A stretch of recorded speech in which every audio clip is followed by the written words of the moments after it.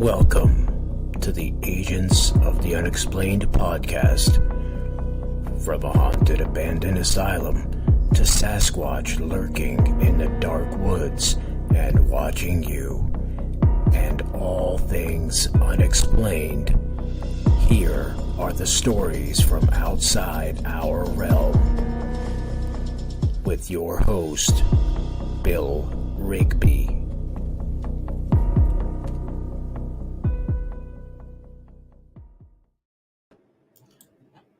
Well, this comment has been bugging me. Radford wrote, Bigfoot is dead. Hi, Sandy. You know, he's a skeptic. The problem is he's never seen one.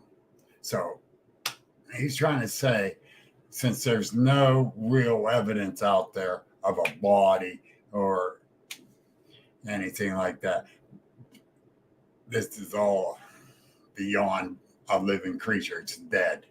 I'm sorry. The dude's an idiot. I've been thinking about this and thinking about it. I'm not even going to buy the book because he's just a skeptic. And I think he's full of shit. And just writing that really upset me. And it shouldn't have. I accept skeptics like that, but it's still bullshit, and I'm not going to accept them. Hey, Lisa. Hey, Sparky. Hi, Dale. All I'm going to say is Brian Seach put that post up, and that get other people's opinion. August 21, I had my sighting. Bigfoot is not dead. And I ain't going. I don't know. It's just crazy. And I just can't accept it. Hey, Sparky, I liked your answer on that question. And I'll be damned if I'm going to sit back and let skeptics say, oh, Bigfoot's dead. He's extinct now. No, he's not. There's too many sightings across the United States, over in the other countries.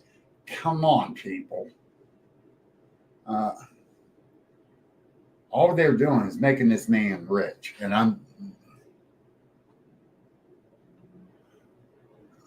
I don't accept it. And I can't accept it. Hey, Katie. Radford can go to hell. that just seeing that yesterday just had me thinking all night and all morning. It had me kind of confused, and I don't accept it. And there's too many of us out here that have seen these cryptids, not just Bigfoot, other cryptids. And why are these people supporting these skeptics just so they can support their books? They help get this man paid. And his theories suck. That's all I'm going to say. Yeah. And I hope people understand, I accept skeptics. I do. But when they're out trying to make $1 off all of us and sell a book, I don't accept that.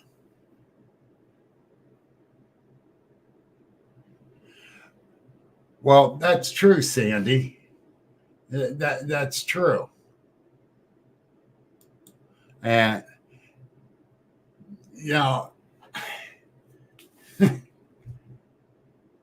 that's, I'm sorry. The dude's an idiot. And Monica, you're right. You're 110% right.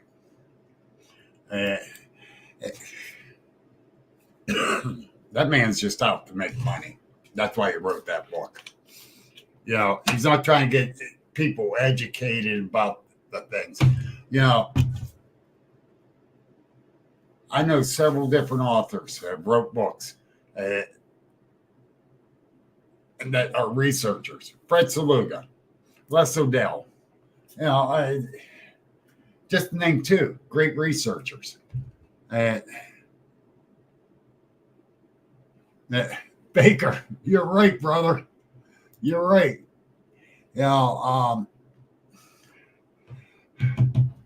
Radford,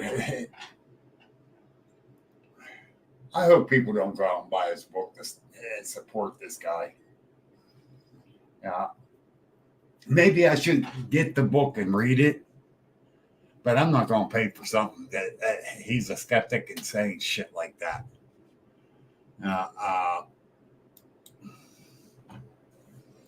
He needs too much BS there. Is Bigfoot interdimensional? I cannot say I have never seen him jump through portals or pop up and disappear. The one I did see did walk down over the hill. It's a possibility, Sandy, they bury their dead. I don't know. We never seen them do it.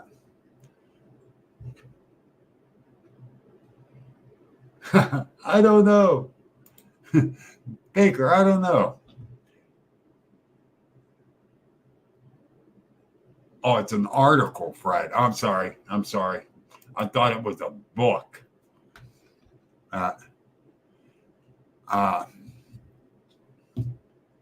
Where was that article at, Fred? May I ask? I swore I saw it was a book. So I stand corrected. My mentor did correct me on this. That's why Fred has helped me out so many different ways on my way of thinking things and the way I present things. And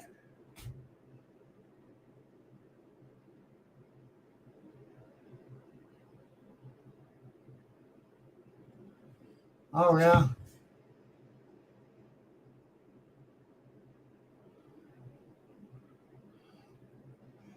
Good afternoon, BJ.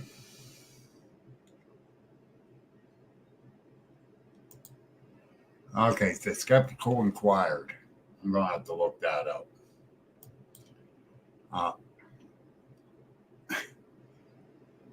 The man who killed Hitler and then Bigfoot. Inquire.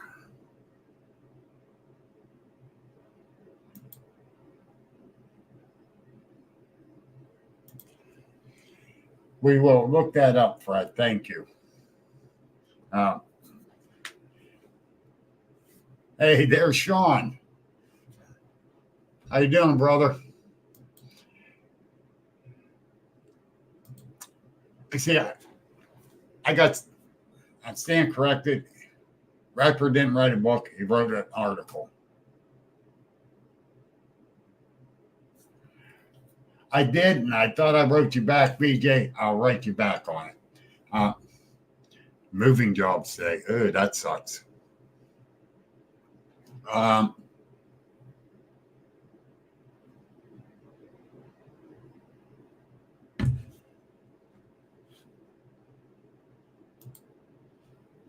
Sparky, you're 110% right.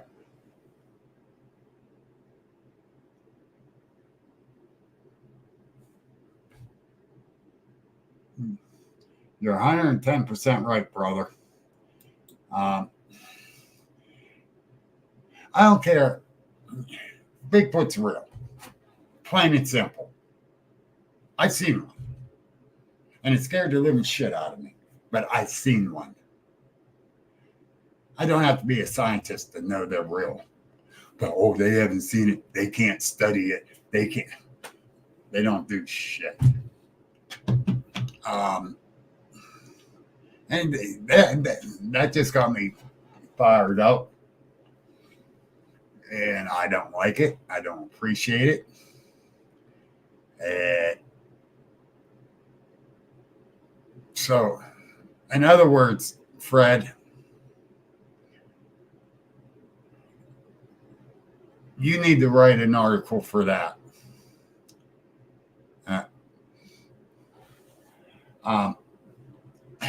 On your theory, because I go along with Fred's theory more than I would myself. Or anyone else's, because, and he can explain it a lot better than most people.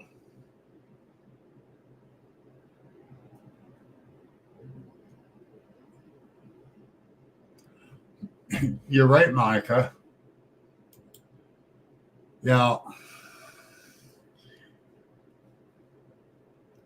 I actually seen some pictures, and people says there's no real good pictures out there. I've seen good pictures of a Bigfoot. No, I did not take them. Other ones have. And I do believe, and I'm going to give an example because Sparky and I were out one evening, and we were hearing something across a small swamp from where we were at. Couldn't really tell what it was, but we can hear it over there. As we're getting on down, I'm getting this bad gut feeling. And I go to Sparky. I says, "Hey, brother, you getting that weird feeling?" He says, "A little. Why?" I says, "Well, I'm getting it in my gut." He said, "Okay, let's go back." And that's the way we work. We get that feeling, get out of there. As we turned around, he saw something up the trailhead from where we were at, went across. He couldn't tell what it was. It was up a little high. So as we head back out, we still hear some stuff over across that little swamp area from us. Get out to the edge of the trailhead, and I walk to the left to where the direction he thought it went. We found a print there. Did it make it? Don't know. Was it there before we went in? I don't think so. But I don't know. I can't say for sure. So, if you shoot one, how do you know there's not 2 or 3 or 4 other ones right there? No. I don't accept that either. That you shoot it, you got a body. No, I think you're going to get your ass in trouble and get yourself killed. That's a touchy situation there. I don't know. If you need a body to prove it, I understand that. Don't go kill one. Find one that's dead. You ain't gonna capture one, especially the muscle tones I seen on the one I saw. No, I wouldn't even want to try. How would you tranquilize? Because you wouldn't know how much tranquilizer to use on it, so you could capture it. Ain't gonna work. I don't care. But we do need more evidence.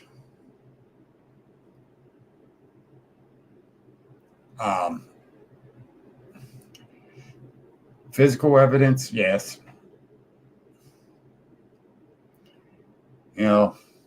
Hair samples, shit. Doesn't matter. But they still need something from to get a DNA actual from a Bigfoot.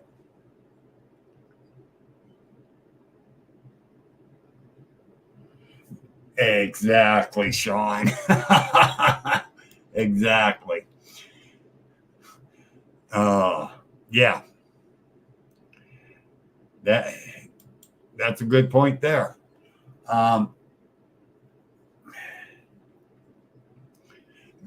Granted, we do need DNA from a physical Bigfoot. to compare from the hair samples and everything else that people are getting.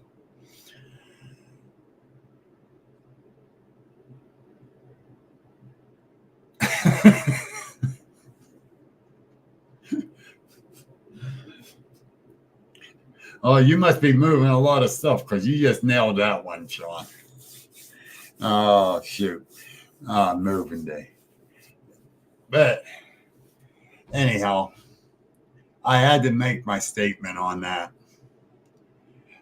I will not be doing an April camp out at Salt Fork either. Josh Hensley took the last weekend in April, which is usually my weekend. So he's doing the camp out. I was going to wait till the end of the month to decide. I got some things going on I can't say right now. I'll say later. A few people do know, but I'm keeping it on the down low. So he's doing April 26th through the 28th.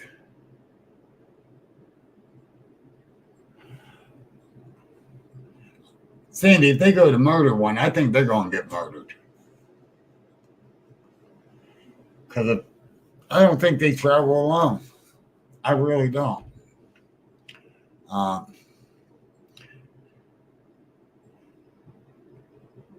You know, like in our situation when I had my sighting, something was throwing little stones or nuts up at us from the left side. Get down the trail a little bit, there's one on the right side that I seen within 15 feet of me. What was throwing the nuts and stones at us? On the left side, possibly another one. Don't know. And that's my theory. I'm going to stick with my theory.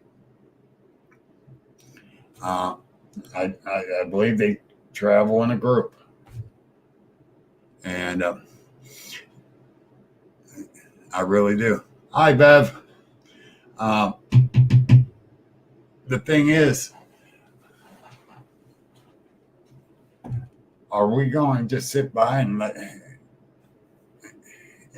not try to get more evidence?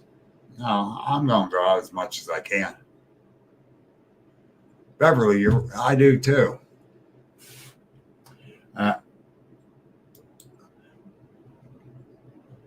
I do too.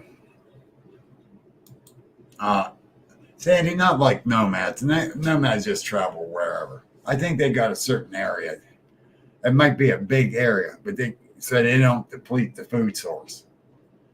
I believe they travel in sections and make a big circle.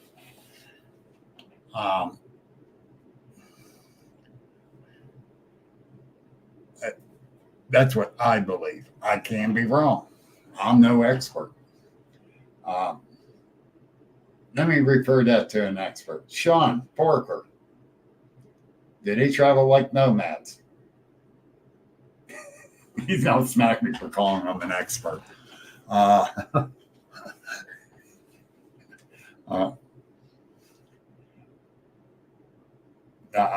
sorry, Sean. I'm throwing you a bone, buddy.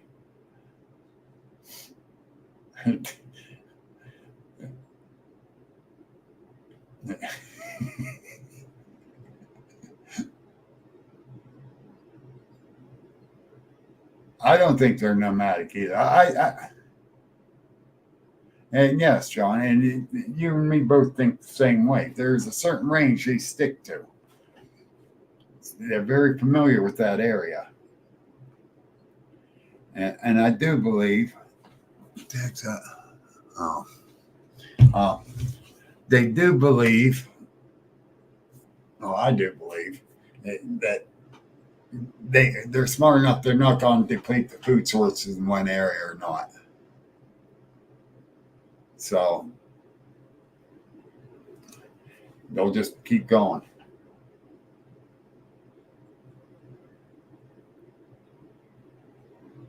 That's it.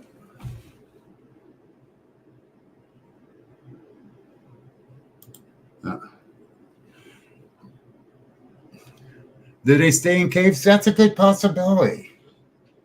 There's enough caves in that. But if you go out west, how many caves do they got in the central part of the state? I don't know. No. The Rockies and the eastern coast with the caves, come on. I think they might.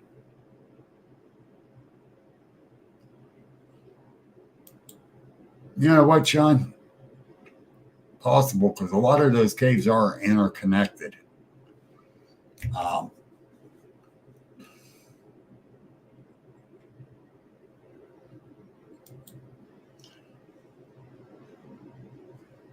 Yeah, popping out. That could be a good point.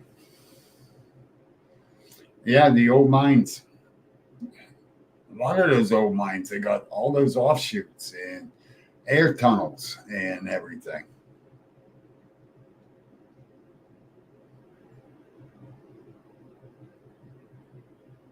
Yeah, Beverly, Mammoth is 400 miles long. There's so much in these cave systems that have not been discovered, and the mining caves. Now, I'm going to give them an example. The old Ford garage got tore down here in Sharon. There $2 million rebuild of a brand new large Ford dealership garage. Well, it cost them more money. They found out there was a mine running underneath there. That's been there since the 1800s. They had to drill holes and throw cement down in pillars and stuff. Oh, it was nuts. They added so much more on the cost of it and delayed the construction of it. It was a mine shaft that was recorded and lost and found again. So, yes, how many of these mines that are not recorded that they kind of offshoot on, and went this way and went that way. So, yes, I believe they can use the mines in the caves and all that. I do believe that.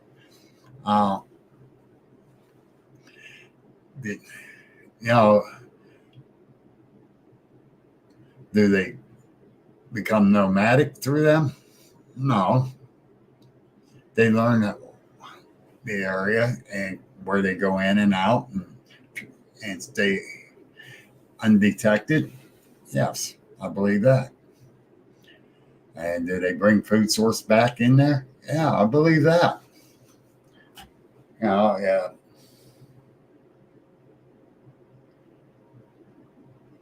I wonder too, because a lot of them got lost, destroyed, fell apart. Beverly, just to find them is going to be hard.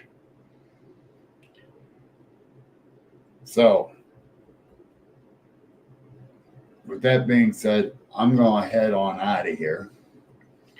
I got to send out a couple more emails. I got to answer JP's message.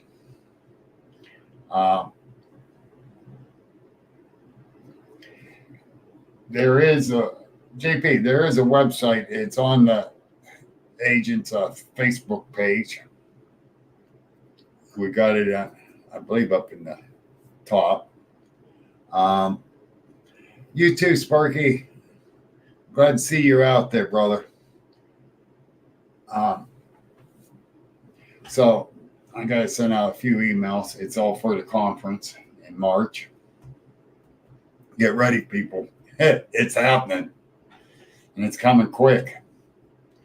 I'm going to spotlight several vendors the next week. Beverly, do that for me. Do that and see what you come up with and let me know. Because that'll be interesting. That'd be interesting. Because I like to know. And probably I should get over Penn State, but I'm not sure. I still got that guy's number. I'll see if I still have his number and see if I can get mining maps from 1800s from them. We'll see. But anyhow, you all have a good day. Some places getting rain, other places getting snow. Be safe.